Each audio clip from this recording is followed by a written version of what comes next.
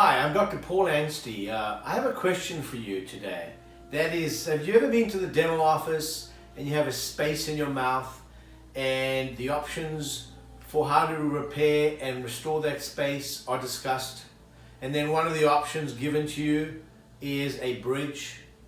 I want to discuss with you today why I believe bridges generally are the bad option.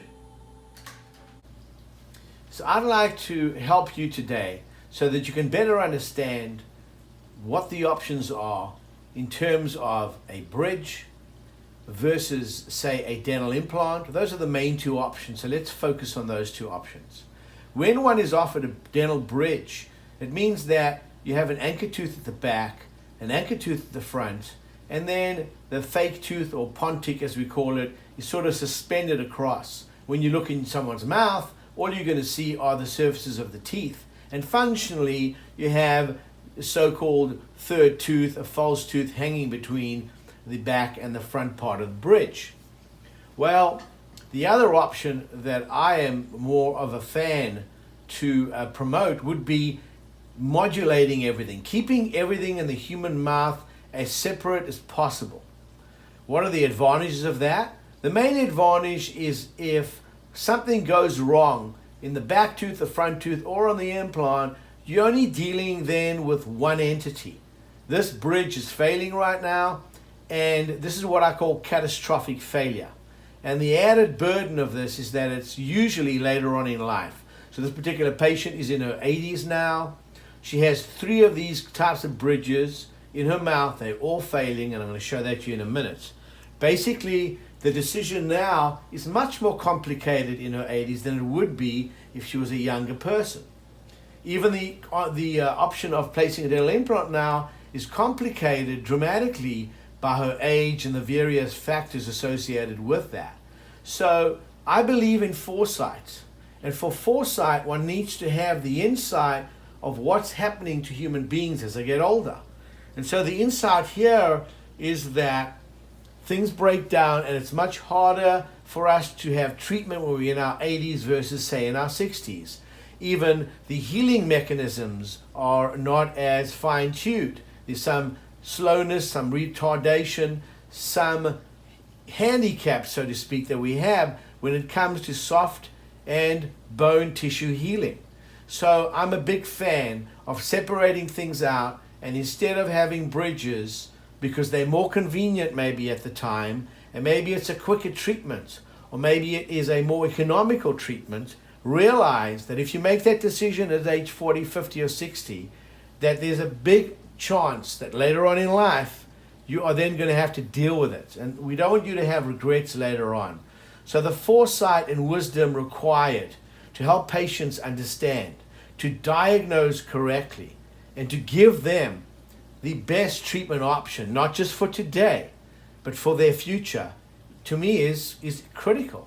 So as I show you her particular case, you can see the green arrows pointing to a bridge on the upper right side, another bridge on the lower right side, everything's flipped on x-rays, and on the lower left side, this is the bridge that I just demonstrated to you. We have tooth decay under this bridge, we have tooth decay under this bridge, and we have tooth decay under the bridge on the upper right side. Now, what can be done? This woman is in her 80s. She has vertigo issues. She has a level of dementia right now, low-level dementia. She has saliva flow that is dried up. There's a lot of factors. And her healing ability, because of her age, if you go do surgery and place implants right now, there's an excellent chance that her healing ability is retarded.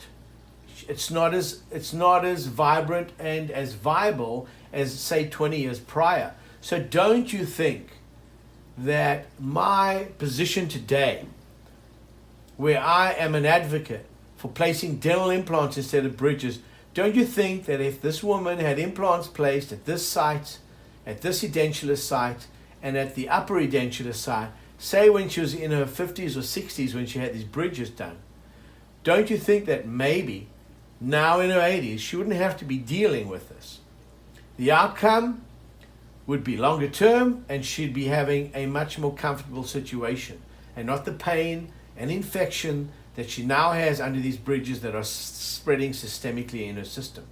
What I mean by spreading systemically in her system, when bacteria attack a tooth, they cause tooth decay. Basically, tooth decay is a front of bacteria. When that tooth decay and bacteria reach the root canal space, which is a hollow tube or complex of tubes in the middle of the tooth, the bacteria spread all the way down the tooth until they cause an abscess. You can see this area depicted by the darkened zone, this teardrop zone around the tooth. This is indicative of infection. So if I kind of illustrate this infection by drawing little green bacteria, think about them then not only infecting the jawbone around the tooth, but then spreading through the microvasculature all the way through to the rest of the body, to the hearts, to the kidneys, to the liver, all over the system. And then in areas where they would like to and where it's possible for them to colonize, there they sit, there they colonize, creating further disease through the system, very possibly shortening a human being's life. There's scientific literature to support exactly what I'm saying. So I think it's important to be aware. And even though we had to sedate her and put her through a whole protocol of retreating this root canal, doing a surgery to reduce the bone levels as best as I could, it's not ideal, not for this 80-something-year-old patient, and then building the tooth up with whatever protocol we used, the temporary bridge is back in place. She now has to have a permanent bridge, and now she has to have this done in 3 of the 4 quadrants of her mouth.